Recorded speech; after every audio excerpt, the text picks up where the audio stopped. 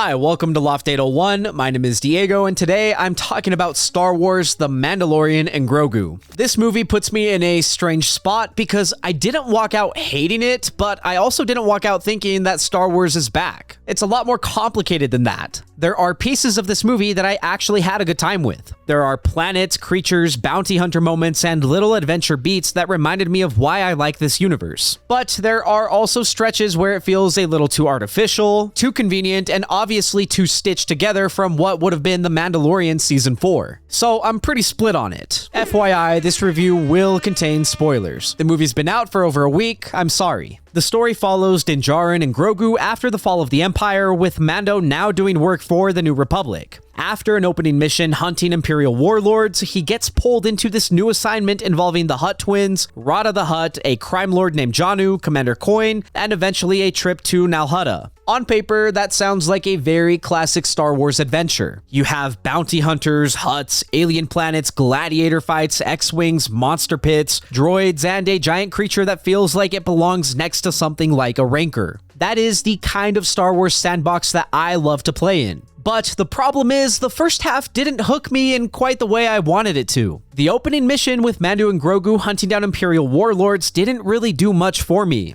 I like Din Djarin and I like Grogu. I like the idea of them taking New Republic jobs and going on smaller side missions. But visually, the whole intro just felt very fake to me. It had that filmed on stage with CGI all around them feeling, where everything looks expensive but none of it feels grounded. It's busy, there's action happening, there are ships and explosions and blasters, but I just wasn't feeling the physical weight of any of it. And that's one of my biggest issues with this entire movie. When Star Wars starts to look a little too clean and digital, I start to check out a little bit. And not just Star Wars, but any movie. I know this is science fiction and that the aliens and creatures aren't actually real, but Star Wars has always worked best when it feels like there's some grime, some texture, and some actual physical space. You need the world to feel lived in. You need the planets to feel like places, not just backdrops. That's why I really liked Shakari. Once Mando gets to Shakari to find Rotta, I found the movie to be way more visually interesting. I loved the nighttime atmosphere, the neon lights, the rain puddles on the ground, and that almost Blade Runner feeling. Shakari had a mood to it. It felt like an actual place with real identity, and I wish the movie had leaned into that more consistently. But then the movie gets into the arena gladiator material, and that part just didn't really work for me. I think part of the problem is because I grew up playing Star Wars Knights of the Old Republic, and when I think of a Star Wars dueling ring, I immediately think of Terrace. You could fight in that arena, earn credits, and face opponents that slowly got tougher and tougher. It was a simple structure, but it worked. And watching this movie, I kept thinking that Rotta's gladiator storyline could have been stronger if it had had that kind of progression. Let him fight one opponent, and then a stronger opponent, and then an even stronger opponent, and then finally have him fight a couple of opponents all at the same time. Maybe let Mando try to fight and earn Rotta's freedom instead of Rotta's lame and generic "I'm not my dad" backstory.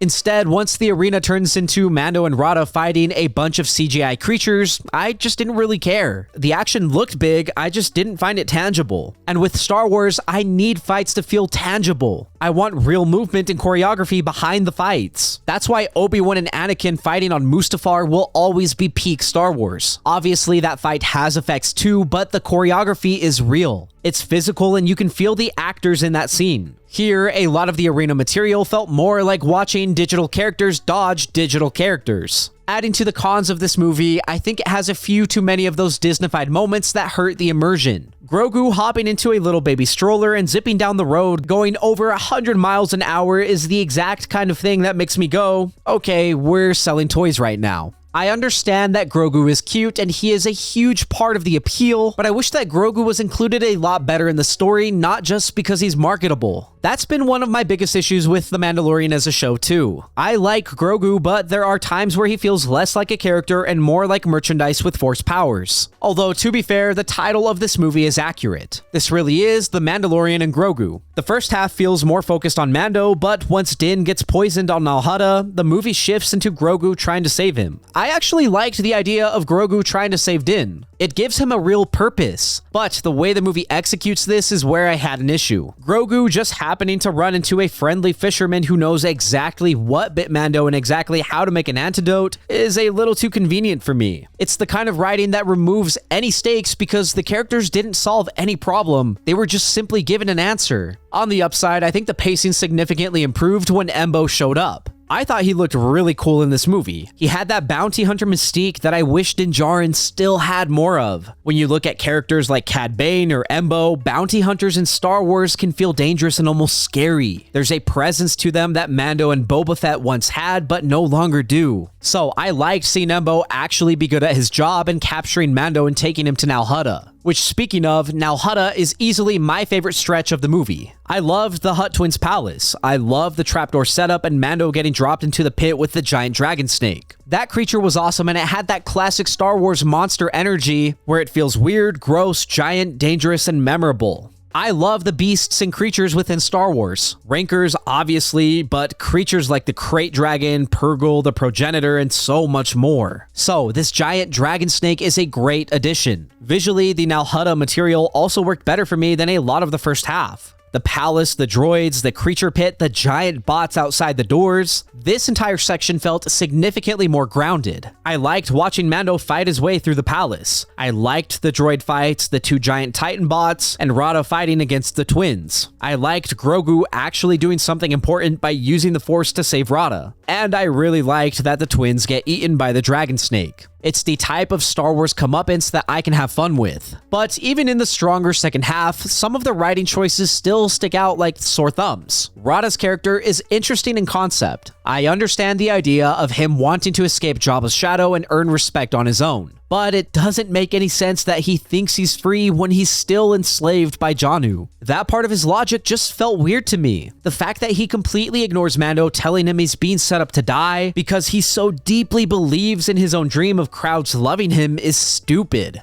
Janu is a crime lord, so Rotta's line of thinking doesn't make any sense in any way. Even dumber yet, the idea that Janu wants to kill Rotta because his contract's ending and he doesn't want to pay him anymore is completely idiotic. If Rotta is making you a fortune as a popular gladiator, you're not going to kill him because you're tired of paying him. You would pamper him and protect him. You would give him fights that keep the crowd excited, and you would continue to make money off him for as long as possible. Imagine if the NBA kicked out LeBron because they didn't want to keep paying him. Imagine if they kicked out Luka, Jokic, SGA, Wemby, or some other NBA star. That would be completely nonsensical, so Janu's writing just sucks. I also didn't like Rotta choosing to work with the New Republic in the end. I would have been way more interested in seeing him stay on Nal Hutta and take over after the twins died. Make him a good Hutt, an anti-hero Hutt, or something complicated. I think that would have been more interesting than having him just run off with the New Republic. Moving on to the performances, I think this movie is a little odd because so much of the work is voice work or masked acting. Pedro Pascal as Din Djarin has always had that calm, subdued delivery, and I understand that's part of his character. But in this movie, it felt extra low energy to me. There were moments where I wanted him to just have a little bit more energy. Equally as frustrating is Jeremy Allen White as Rotta. I truly do not understand why he needed to voice this character. His voice is modulated and filtered to make Rotta sound more alien and Hutt-like, but because of that, anybody could have voiced him. I'm sure the casting helps with the marketing because Jeremy Allen White is a pretty big name, but I just don't feel like his performance added a lot to this movie. Contrary to what people are saying, I think Sigourney Weaver actually fits pretty well in this universe. I liked seeing her in the X-Wing finale, but that said, her role is pretty minor for someone who felt like a bigger part of the movie's marketing. Oh, and the Dave Filoni cameo, that didn't bother me. I know some people acted like it was a huge immersion-breaking thing, but for me, it wasn't. It was like 2 seconds max in each scene he was in. It's maybe a little egotistical, sure, but it didn't ruin anything. He loves Star Wars, so he put himself in the movie, and I can live with that. As far as the pacing goes, this is where the movie feels like a repurposed season of television. Some sections feel rushed, like we're skipping over development that needs more time, and other sections feel stretched, like we're sitting in a story way longer than we need to. Unfortunately, it creates a strange balance. I know this sounds weird because parts of this movie dragged, but I think this movie could have benefited from another 15 minutes of actual development. If those 15 minutes were focused purely on character motivations and story logic, this movie would have been in a much better place. To end this review on a positive note, the music from Ludwig Göransson was amazing. It still has that Mandalorian identity when it needs to, but it also gives the movie a bigger adventure feeling while still feeling unique within the Star Wars universe. I really liked the score in this. The Shakari soundtrack especially stood out. It has this neon rainy, almost Blade Runner energy to it, and it helped make Shakari feel like one of the more unique planets in the movie. It's honestly one of the more unique tracks I can think of from any Star Wars media. Some other noteworthy themes are Rotta's theme because it's super hyped, Embo's track because it feels like a shark attack, and Red Jammer because it has a classic Star Wars feel to it. So I have zero complaints with the soundtrack. I know I said I was going to end this review, but I lied. I have one more final thing to say. I think this movie delivered exactly what it marketed itself as. Based on the trailers and promotional material, I never got the impression that The Mandalorian and Grogu was going to be the next great, profound, franchise-saving Star Wars movie. It looked like a smaller space adventure with Mando, Grogu, Hutts, bounty hunters, monsters, and some fun action,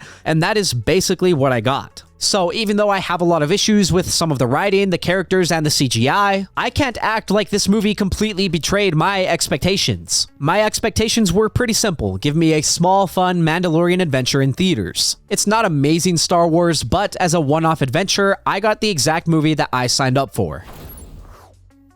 The Mandalorian and Grogu is far from the greatness of what Star Wars once was, but it's also far from being the dog shit some people are making it out to be. I have real issues with the movie. The first half feels too artificial, the arena material should have been way stronger, some of the writing decisions are genuinely dumb, and Grogu still has moments where he feels more like a merch machine than an actual character. But I also can't act like this movie betrayed what I thought I was getting. It marketed itself as a smaller Mandalorian adventure with Hutts, bounty hunters, monsters, droids, and fun Star Wars action, and that's pretty much what it gave me. Once Embo shows up and the movie gets to Nal Hutta, the Hutt Palace, and the Dragonsnake, it starts to find the adventure energy I wanted from the beginning. It's not Andor, it's not Rogue One, and it's not legendary, but as a one-off space adventure, I still had a decent time with it. That said, do you need to check this out in theaters? Honestly, it depends. If you liked the Mandalorian TV show, I'm sure you'll have a good time watching this in theaters or waiting to stream it. If you didn't like the show, you're not gonna like this movie, so don't even waste your time. Again, this movie didn't restore balance to the Force, but I had a fun enough time watching it. Anyway, thank you for listening to my review of The Mandalorian and Grogu. If you enjoyed the video, leave a like and hit subscribe. If you did not enjoy the video, I'm sending a Dragonsnake after you. As always, I would love to read what you have to say, so leave a comment and let me know what you're thinking. Also, if there's something you want to see reviewed, don't forget to let me know and I will do my best to get to it. Lastly, if you want to see some more from me, then you can check out my vlogs linked up above or my podcast, Good Friends. Again, thank you for watching. My name is Diego and I will see you next time.